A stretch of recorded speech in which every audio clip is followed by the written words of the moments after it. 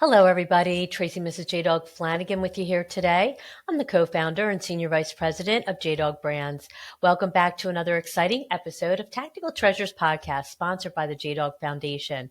Our podcast gives veterans, male spouses, active military members, and military family members and patriotic military supporters a voice in the veteran space to speak about their service, how they're affecting their communities post-service, and they share with me a tactical treasure that has helped them in their journey in their military career, business, or life. Today, I have the pleasure of speaking with Matt Payne, who is a retired Air Force combat controller and former law enforcement chief with a distinguished career dedicated to service and leadership. His journey into military service was to honor his father, who was killed in Vietnam when he was 2 months old.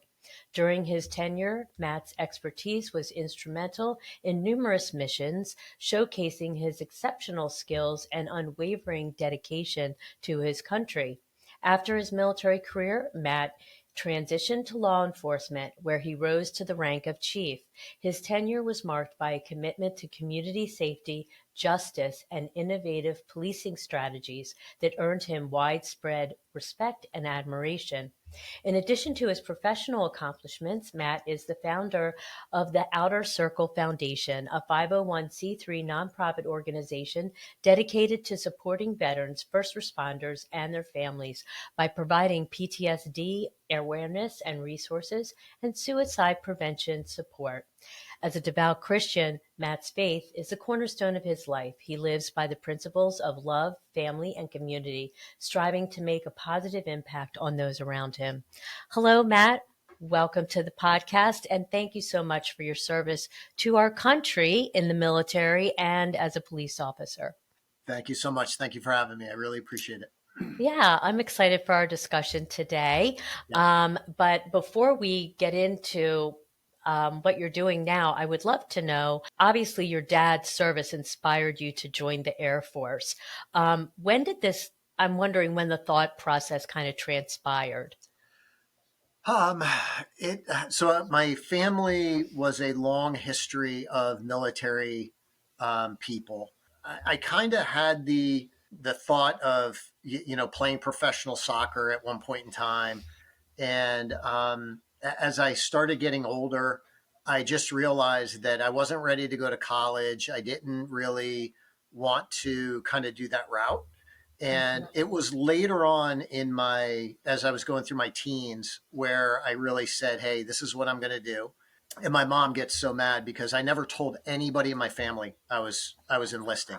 I Oh, told her the night before, and I said, hey, Mom, tomorrow you got to give me a ride to the train. She goes, where are you going? I said, I'm enlisted in the military and I'm heading out. And then I left. And oh my gosh. that's where I went. I guess your mother was taken aback, Yeah. shocked. Yeah, Yeah. okay. Yeah. They thought I was all going to college and everything. And I just, it wasn't for me. Yeah. Mm. At that And point in time. Yeah. yeah, yeah, of course.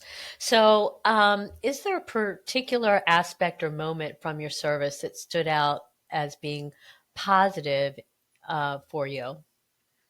I think for us, when I was in pre 9/11, so 1985 to 1995, Okay. in really that Cold War era. And we had a Hmm. few skirmishes here and there, but I mean, for the most part, we were not deployed like these guys are today. Hmm. And when I went in combat control at the time, I think there were only about 230 of us in the world that did what I did. And then when I went to JSOC, it was even the Joint Special Operations Command, it was even a smaller number of guys. And I think more than anything, it was the camaraderie that we had. It was that sense of family and, not having to worry about anything, regardless of what was going on. If guys were married and they were away, and let's say their spouse was getting ready to move, whoever was in the unit at the time would be at their house, and we would move them and we would take care of everybody. And Right. so I think it's probably that. And then, obviously the leadership and everything else that we get taught up at that caliber of unit was just, insurmountable when you look at kind of how we did things and what happened back then, because it's totally different then than it was now. People look at me and go, "So what Yeah. was the Air Force like?" And I was like, "I have no idea. I was never in the Air Force. I was in a very very subset of people that the military didn't. The Air Force was not like our thing. We just did our thing, and that's where we were. You know, Right. Right. just Wow. just different. Yeah. Now I know you're the founder of Outer Circle Foundation. Um, I don't, did that happen as soon as you got out, or what was your transition like? So my transition was in I have to go back to like 1989. I tore my anterior cruciate ligament, my medial collateral, and all the cartilage in my right knee. Oh And dear. in order to get that repaired, they put two screws in your knee. Hmm. So I was sitting in the hospital bed, laying there, and they said, "Hey, the first sergeant's coming over with your military paperwork to reenlist." I said, "Okay." And we had been training for Panama at that time for about a year and a half. And this was in September of '89. And so he comes in, he goes, "Hey, here's your paperwork." And he goes, "Did anybody talk to you yet?" I said, "No, what's going on?" He goes, "Yeah, you're not going to be able to be a combat controller anymore." I said, "Why?" He goes, "You have two screws in your body, therefore it's metal, and you can't pass a flying class 2 physical." I said, "So what do I do?" He goes, "Well, you're going to be at the needs of the Air Force." I said, "What does that mean?" He goes, "If we're short cooks, you're going to be a cook. If you're short bus drivers, we're going to be a bus driver. Whatever it is, right? You're at the Oh, needs of the Air Force." And I was like, "Yeah, no, wow. that's not happening." So I got out, and I was out for a year and a half roughly. And that night, December 29th, I watched 29 C-130s fly over my house with all of my team jumping into Omar Torrijos International Airport down in Panama that we had been training for.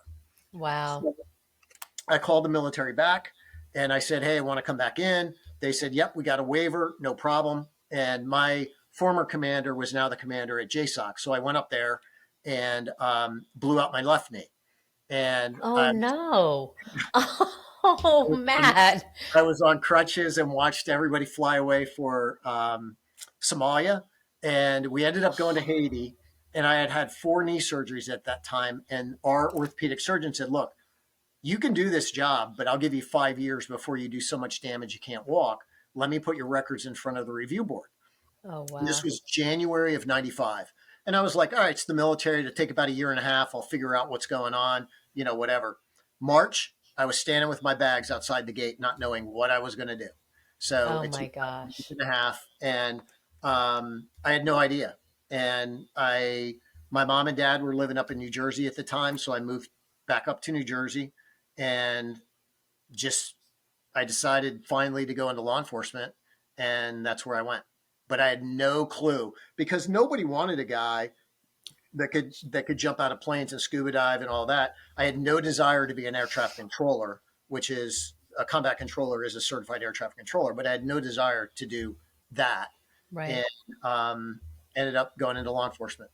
So Wow. yeah, And law enforcement would take you with all of your knee problems. yeah, yeah, Wow. yeah. Yeah. So Okay. it was, um, and it was a transition, and that's what we try to help guys with now.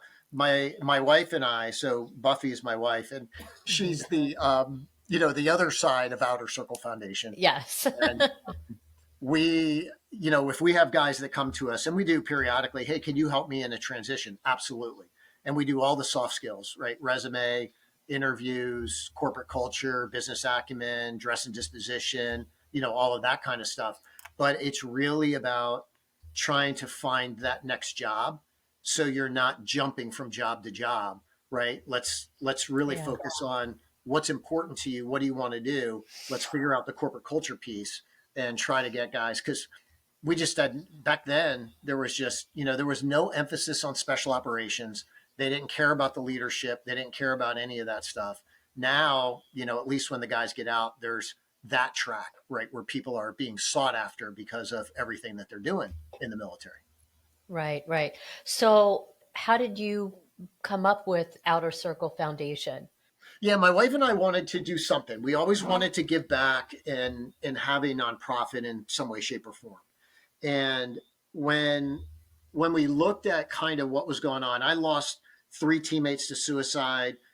She lost one of her best friends that was part of the DoD. I ended up losing 2 other cops that to suicide. So there's a big component of that. And when we were sitting looking, it was, what do we really want to do? And from the veteran and the law enforcement side, and luckily I had both sides of that house. We said, this is what we're going to do. And we had a detour initially. Um, we got our 501c3 in March of '01, and the Afghan government fell in August. And I got a call from my guys, and they said, hey, we need some help. We're doing this, Afghan. We're removing our special forces allies out of Afghanistan. You have a nonprofit. Can you help? And I was like, yeah, absolutely. We ended up doing that for 2 years. Oh, And wow. one family turned into 5, turned into 100. And, we did it for a long time with a bunch of other nonprofits. Right. And Yeah. really focused on that. And then we kind of came back and said, okay, this is slowing down. We've got everything under control. And we shifted back to our U.S. Side of the house and really focused on PTSD awareness and resources and suicide prevention, both on veterans and first responders. Right. Right. Okay. Yeah. Um, so how how did the veterans like come to you when they find Outer Circle Foundation? I imagine these services are free for them. Yeah. Yeah. A lot of it's word of mouth. I do podcasts like this. So again, thank you for letting us get the word out. Of course. Um, and that's the critical piece is, what I try to do is make sure that the veteran is, or the first responder is really taken care of, right? And we don't have like a million people out there because I mean it's we have just a small amount of people that we're doing things for, and if somebody comes and says, hey, I'm having some issues, I heard you can help, I sit down and we have a conversation with them and say, hey, what's going on? Have you been diagnosed? What's your symptoms? What's going on? And if they haven't been diagnosed, then we'll put them in contact with one of our therapists that, we have a slew of therapists out there that will do a intake and figure out, what's going on with them there. Um, the biggest thing over everything is I walked around with PTSD for 32 years and did not know it. And Oh, wow. I just thought I was wired wrong, and had a bunch of bad relationships, had a bunch of just kind of things that happened in life, and people would look at me and go, "Dude, what's wrong with you?" And I don't know. I guess I'm just wired wrong. And several years ago, I started having really bad nightmares and like violent kind of things, and really retreating in on myself. And the typical responses, and my wife was like, "Yeah, we're not doing this." And I went out and got Mm. diagnosed. And my biggest thing and our biggest thing is to break the stigma and help people understand there is nothing wrong with saying, I need some help. And, I was very successful after I left law enforcement, was the head of many different positions as chief security officer and in large companies, multi-international companies and things. But there's a toll to dealing with it on your own. Mm. And, we really try to tailor to the person. None of them, there's no cost to them at all. Everything is through the foundation. And yeah, so. Oh, that's great. So you provide therapy for them. Yeah, so we Um, partner with the Ames Center of Research over at Kennesaw State University, which is outside of Atlanta. And Brian Moore is he was in the Army for 14 years and he's now in the reserves. He's a clinical psychologist and he does a ton of research. So the data behind everything that we do it's based in science, it's peer reviewed and, all of that kind of stuff. So it's not like hokey pokey kind of stuff. Um, right. and, initially when I got diagnosed, I went down the pharmaceutical route and that lasted about 5 days for me. and they gave me so many drugs that I was just like, nobody was home, and I had no symptoms, but, Right. my wife would look at me and go, dude, and it was just not the way. So there's alternative treatments. There's a stellate ganglion block. There you should be in one of the gold standards, either cognitive processing therapy, prolonged exposure, or EMDR, are really the top three um, clinical treatment options for PTSD. And then there's some other things that are out there. There's some studies with the psychedelics, EMDR or MDMA, and the mushrooms and all Right. of that. I got the stellate ganglion block, which are shots in your neck that reset your fight or flight system. There's a bunch of different things out there, and that's what we try to help with, is making Okay. sure that you have that right treatment. Hello, viewers and listeners. Are you a military veteran or military family member and looking to own your own business? If so, go to jdog.com and check out our two veteran focused franchises, JDog Junk Removal and Hauling and JDog Carpet Cleaning and Floor Care. Our franchisees nationwide are always looking to hire fellow veterans and patriots. JDog is the world's largest military franchise system with hundreds of locations nationwide. We are nearly 90% veteran owned with the goal of reducing the veteran unemployment rate to under 1%. Check us out. Go to jdog.com to learn more. Now, back to the podcast. All right. So, and do you provide that treatment, or do you partner with other organizations that provide certain treatments, and based on what your findings are with the veteran, you send them to Yeah. have that modality, right? Yeah. Okay. So if somebody comes to me and says, "Hey, I did the pharmaceutical route. I don't really like that anymore. I'm looking for some other type of treatment." We use James Lynch, who's up in Annapolis, Maryland. He does the stellate ganglion block. You have two bundles of nerves on each side of your neck that connect your autonomous and your sympathetic nervous system that make your fight or flight system. So when the guy started coming back, he was a JSOC doc when I was in, and started doing a ton of research on this. And it's a really small anesthetic shot in your, just like you're getting a numbing of your tooth, and Hmm. it just resets your fight or flight. And it's not a cure, right? But it helps alleviate the symptoms. So then you can focus on your treatment and your therapy and your other things. And I really like it from a law enforcement perspective, because you can get the shot today and be back on duty tomorrow, and it just helps you alleviate some of um, those really bad symptoms, right, of not Sure. sleeping, nightmares, all of that kind of stuff. Right. uh, And yeah. does that last a certain amount of time? Is it something that is it a continuing therapy? Yeah. So it's for me, it lasts about 7 to 8 months. Mm. But Doc's had it where people have lasted 10 years, and he's got people that have lasted, 3 months. It depends on where you are with the stressors of your job and everything else. Okay. Really kind of impacts that.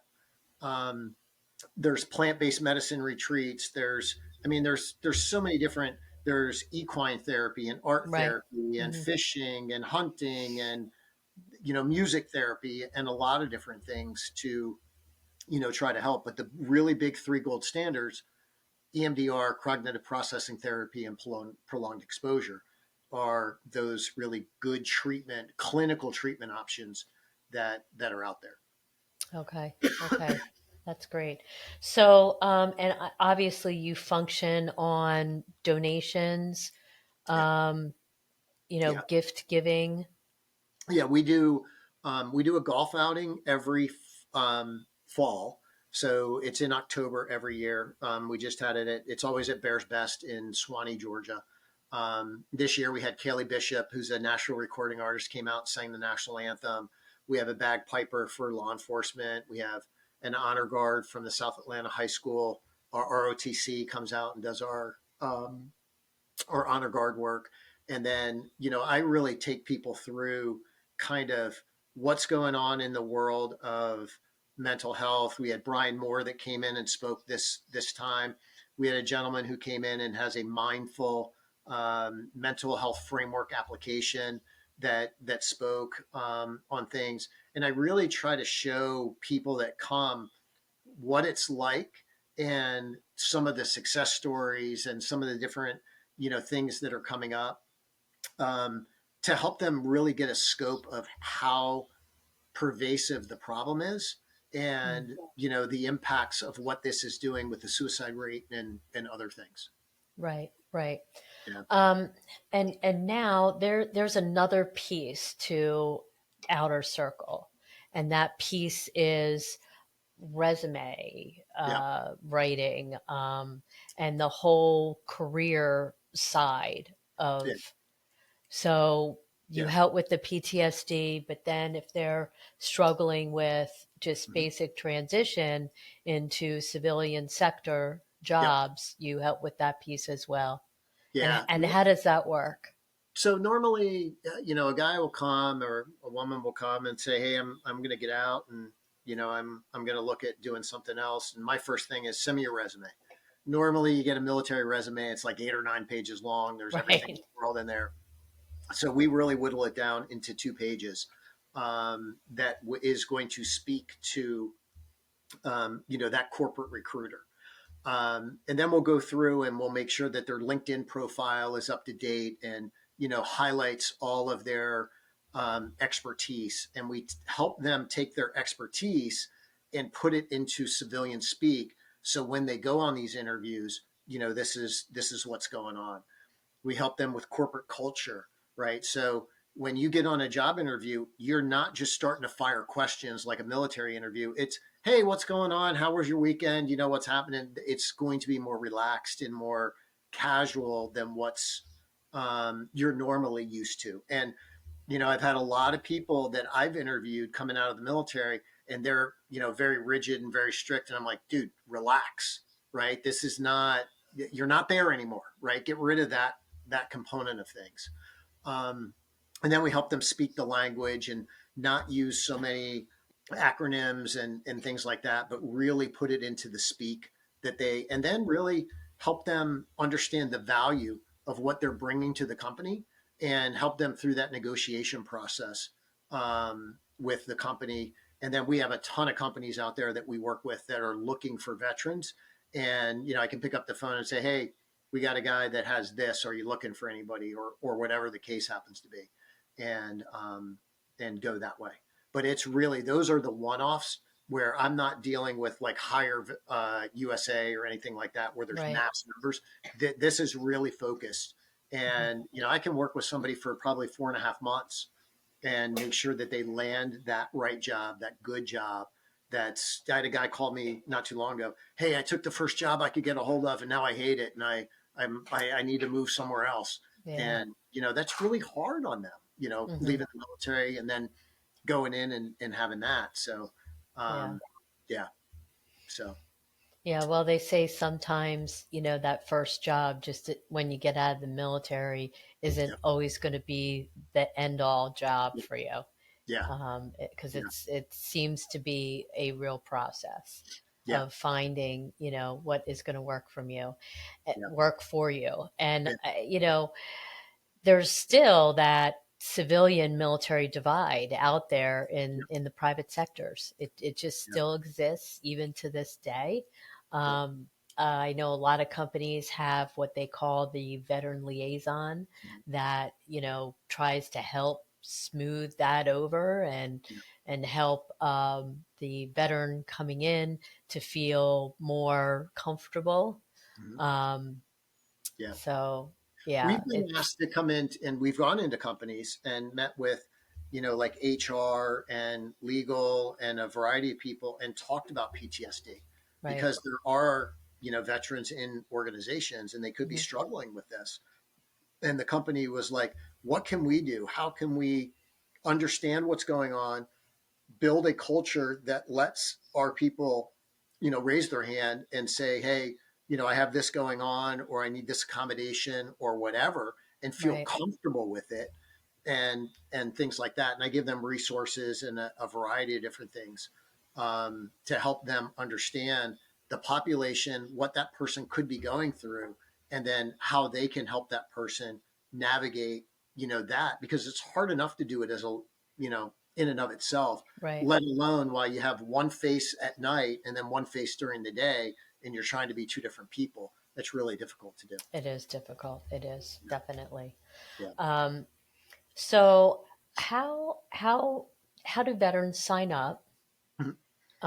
Is one of my questions, and the next question is, how do you accept donations just from people saying, "Hey, I Yep. heard about your organization. I'd like to donate," and they're just an Yeah. individual person, not Yep. necessarily a company.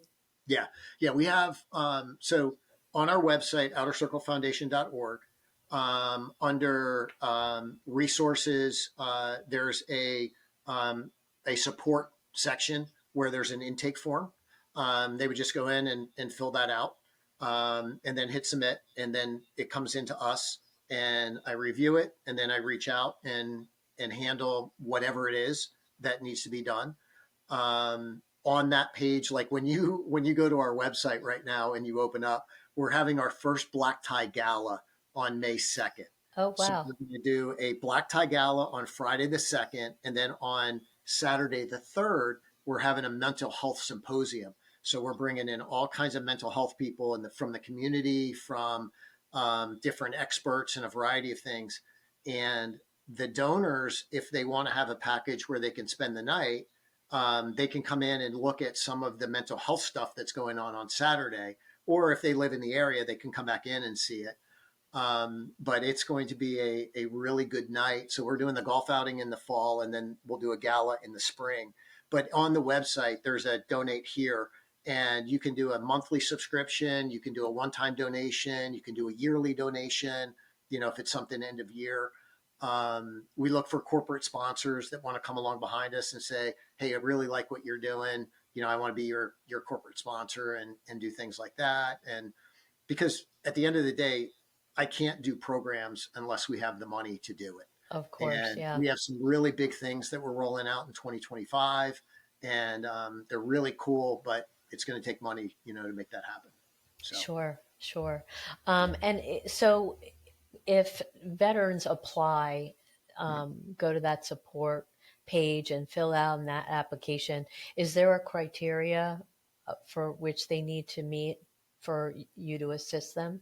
No, I mean, Okay. anybody can come in and just chat with me. I mean, really, our focus in our charter, right, is PTSD and suicide prevention, right? Right, So, right. but if somebody comes in and says, "Hey, I need some help with career," yes, we will help them with that. If they come in and say, "Hey, I need help with substance abuse," then I will reach out to my network and I will say, I will walk you through and give you to Bob, because I know Bob does really, really good work, and I will do that warm handoff and make sure that you get the help that you need. Then, after you get out of substance abuse, if you're having PTSD issues, then come back to us, and then we'll do all of that. But we don't do like homelessness or substance abuse or things like that. But I have really good contacts out there Right. to make sure that they get the help that they need. Okay. Oh, that's awesome. That's awesome Yeah, to know. So this has been amazing. I really love what you guys are doing, and I love the kind of two-prong approach. yeah, Mental health and you know trying to help with transition into job placement. I think it's awesome. yeah. But Matt, we come to the time in the podcast where I have to ask you the $64,000 question, which is, what is your tactical treasure, Matt? What we'd like to share with us today? For me, it's about faith. It is that jumping out of planes and doing everything that I did in the military. I came back on my faith. Even when I was struggling with PTSD, I come back on my faith. And I think that sometimes we lose that in a little bit, just with life and different things. And I would say, you know, especially when we're dealing with PTSD and some of the other things that are going on in life, for me, it's really leaning into faith and making sure I have that strong relationship with God to help with everything that we're doing. And it was there when I was in the military, and it's still there now. but and then out of that is all of your friends, right? It's your tribe, and who are you surrounding yourself with, and making sure that they're your people, right? I mean, Yeah. if you're trying to be something that you're not to appease somebody else, that's not your tribe, kind of thing. And that's one thing that we have figured out later on in life is that, look, there's nothing wrong with you not being my people, but our people we're faith, we're transparent, we're out making the world better, and we're doing different things, and we're going to try to leave this place a little bit better, one smile at a time. And that's what it's about for us. Right. I love that. That's a great tactical treasure. Yeah, because there's no So, bigger tactical out there than right, than than God. right, I mean, he's your right. powerhouse. So Yeah, yeah, truly. Yeah, yeah, he has, he's totally my anchor as well. yeah, yeah. Um, so I love your tactical treasure. It's awesome.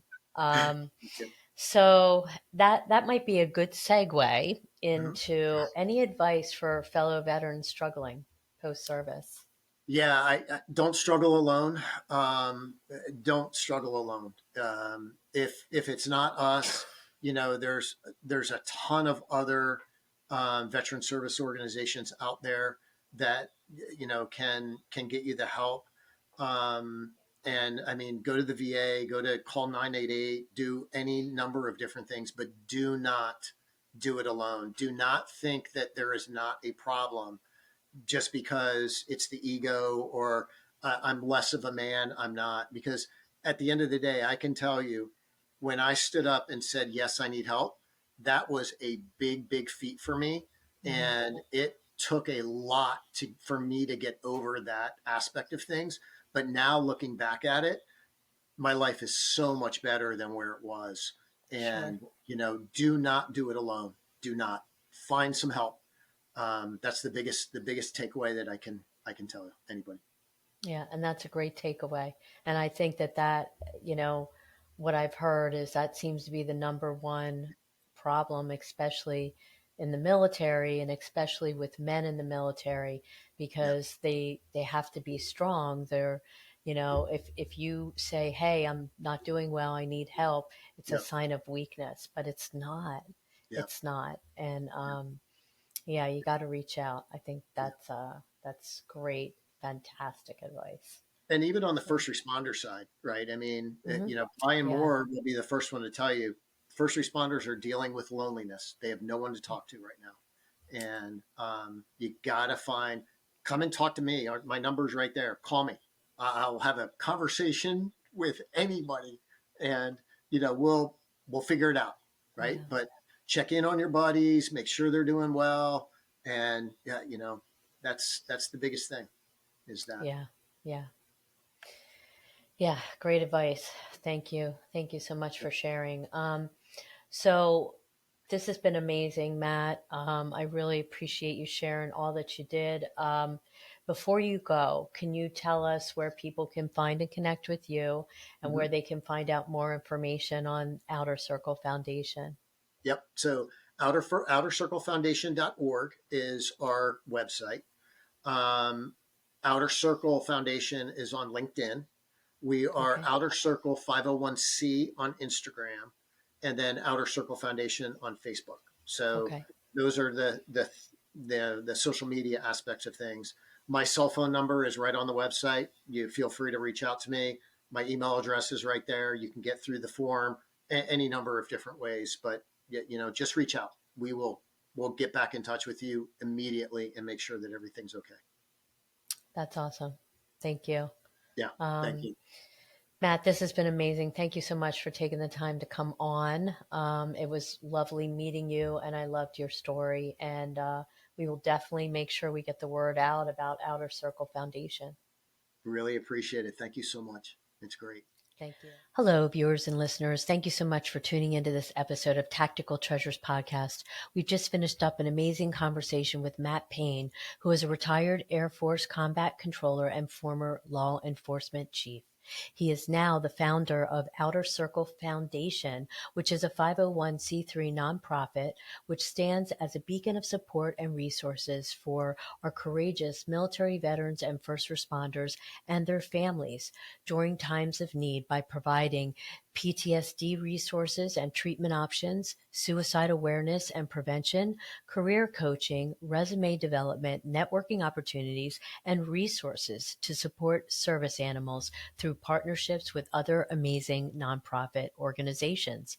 Outer Circles Foundation's deep appreciation for their sacrifices drives the relentless commitment to help ease their challenges. Dedicated to honoring their service, they are resolute in their mission to empower and uplift who selflessly protected our nation. Faith plays a pivotal role in shaping the organization's mission and initiatives. The foundation's work is deeply rooted in the principles of compassion, service, and love for one's neighbor, reflecting their commitment to living out their faith in tangible ways. By providing PTSD resources, raising awareness, and implementing preventative measures to combat suicide among veterans and first responders, and offering career coaching and resume development, the foundation aims to bring hope and healing to those in need. Matt's personal experiences and deep empathy drive his mission to help those who have served their country navigate the challenges they face. You can find out more information, learn how you can donate, and also if you're a veteran who needs support, please check out their website, outercirclefoundation.org. Thank you for tuning in. Don't forget, you can find our Tactical Treasures podcast on all your favorite podcast streaming platforms, as well as Vet TV, American Grit, and our dedicated YouTube channel. We are now airing on Reese Across America Radio on Thursdays at 7 p.m. Eastern. And if you missed that, be sure to join us for the encore on Saturday at 1 p.m. Eastern. You can find Reese Across America Radio on the iHeartRadio app, the Odyssey app, and the TuneIn app. We are also proud to share that our JDog Foundation is a Reese Across America sponsorship group. For each $17 Veterans Wreath you sponsor, $5 goes directly back to the JDog Foundation, whose mission is to prevent veteran suicide and heal veterans' mental health and PTSD. You can donate right now at reaseacrossamerica.org/JDog. Again, thanks for joining us, and we'll see you again on another podcast real soon. Bye-bye now.